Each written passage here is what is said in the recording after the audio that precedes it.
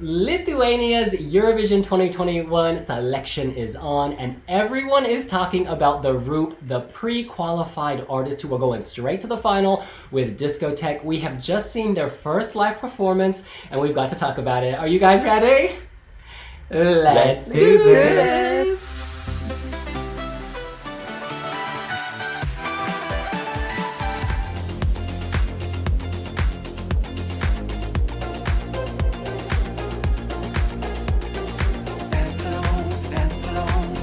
Oh my goodness, I've already filmed a reaction to the music video, but we just saw it live. Porrig in Ireland, what is your first reaction to the first live performance? I think it's lived up to the hype, it's lived up to the expectation. It's probably even outdone the expectation because I figured that a lot of people were worried that they'd have kind of the second album syndrome, in that they were so well liked last year with On Fire and that did so well that how could they ever match up to it? And I think they have achieved that without copy pasting what they did last year. They've got the kookiness, they've got the eccentricities, but they've made a song that's completely different. And it's also a song that's of the moment because it's kind of like Dua Lipa done by the Roop, that they've got the nod to the disco and to the 80s that's so on trend right now, but they've given it the little Roop injection, and it worked really well in the music video, it works really well on the audio cut, and it worked really well live, that they were able to basically transport most of the music video into the studio performance. And what makes it even more impressive is that they've been saying that this is just a dry run. This is just a practice for the main event in the grand final in 2 weeks' time. So yeah, I'm very impressed. Robin in New Zealand, you've been following them for a long time, so we are really curious to hear what you think. I was also thinking, is it going to be as good live? We'd sort of had an idea about what they were going to do with the music video, but live works really well. The thing that occurs to me is that last year's song On Fire, it was kind of like a TikTok song. It was like a quirky dance that you could copy and do on your TikTok feed. Whereas this year, the dance and the song, it feels like you're stuck at home. It's the pandemic. You want to, you feel this energy that you can't go out to nightclubs, but here's something that you can do in the comfort and privacy of your own home. You can have your own solo disco. And it is tapping into that, and I think that adds an extra sort of emotional level. It is going, you might feel a bit sad actually, but it's okay, have your own disco. And the live performance, it brings that joy, and it all just comes together really well. So they definitely feel like the one to beat. I love that you said joy. That is the word for me. We are all stuck at home and bored, and this comes on and you're just so happy and you want to see what they end up doing next.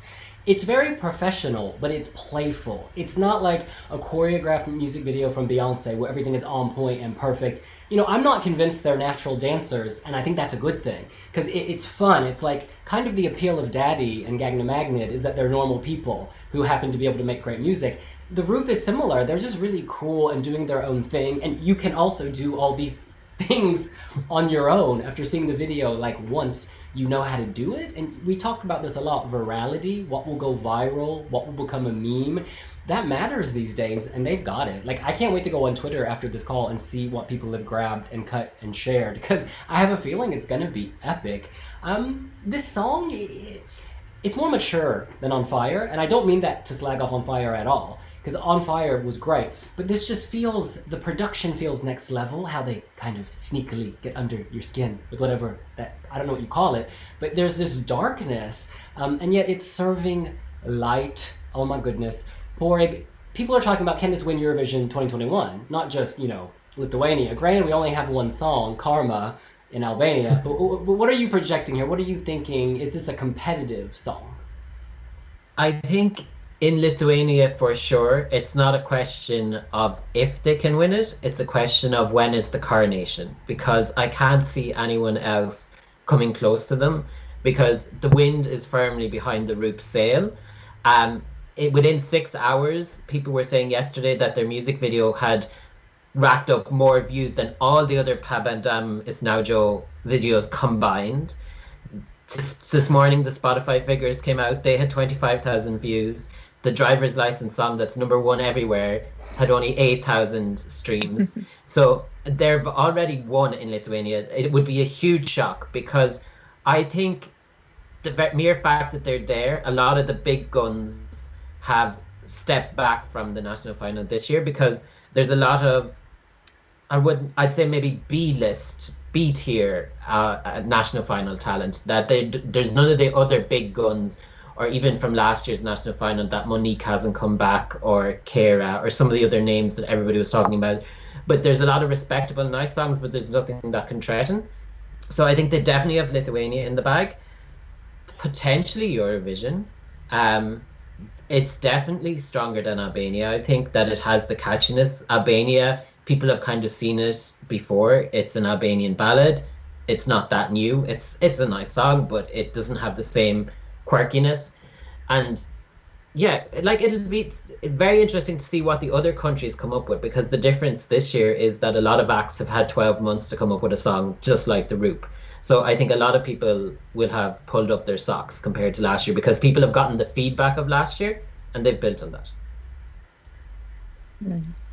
Yeah, I mean, they're definitely going to win Lithuania. Well, very likely too.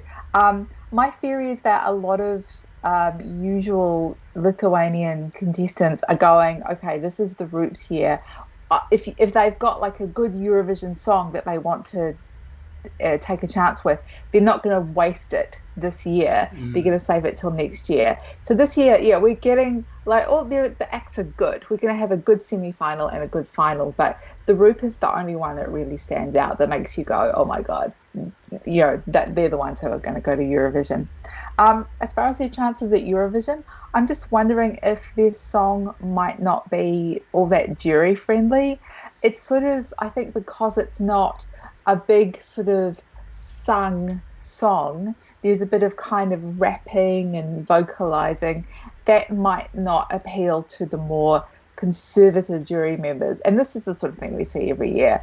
So I think it'll do well at Eurovision, but it's not guaranteed to be a winner.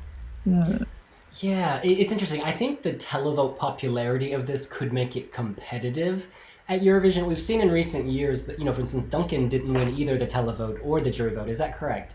I'm pretty sure. Yeah. And, Mons had a split where he won the jury but not the televote. I feel like this would be very, very public-friendly, televote-friendly. Jurors, I don't know. I think with epic staging, it could make it more palatable to them. But I do think a song like Kaino in Norway would be more jury-friendly because there's that note, that big note she hits. Yeah. This is all very abstract, of course, because we have one song, Miss Angela Perry Sterry with Karma, and then we're talking about the Roop and abstract. But I think Lithuania will be willing to invest in staging, having ridden a wave of hype last year. The broadcaster clearly wants to do well. They relaunched Pabandom is naujo. They brought it back. They said, Roop, we need you in this for the ratings to build the hype. We need you in the final. They put them in the final. They want to win. Lithuania wants to win. You can tell. And so, in fact, they have a record label this year because I believe the Roop did it previously. So they're going to have those coins, dollars, dong, and pound, y'all. It is coming their way. It makes me feel really, really positive about this. And, on the live performance, we must, as you say, Porig, remember for the final, they're going to blow it up. We were messaging on Instagram and they were like, tonight's, this is an exhibition performance. In the final, they have something else planned. So that really fills me with hope, inspiration. I don't even know what else they would change to make it better because I think this is already quirky enough to win. But I guess now it's a matter of laying the groundwork for Eurovision. Now, Robin, you've been following Pabandom is naujo. We had qualifiers tonight. Are any of the competitive? Who impressed you? Yeah, they were all kind of good in their own way. I was really struck by Evita. She had a song in Lithuanian, and that just really stood out. And then there was Gabrielas Flagelis with My Guy, and it was like a nice kind of breezy pop song. There was a lot of hype and expectation about that. The staging was a bit flat. It was just him in a beige suit with a bucket hat on, so you couldn't really see his face or anything.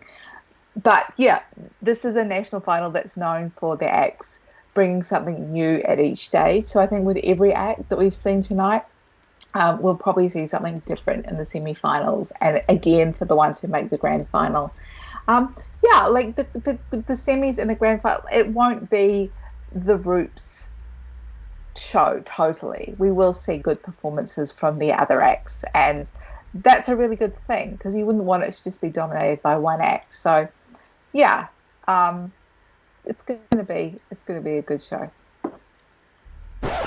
Porrig, honey, are you there? Well, Porg was so excited about the Roop, he ran off to watch it again in private, but he is back. In any case, that's what we think. What do you think? Are you living for the Roop's live performance of Discoteque? Will they win Pabandom is naujo, and could they win Eurovision? Let us know in the comments down below. And don't forget to give us a thumbs up.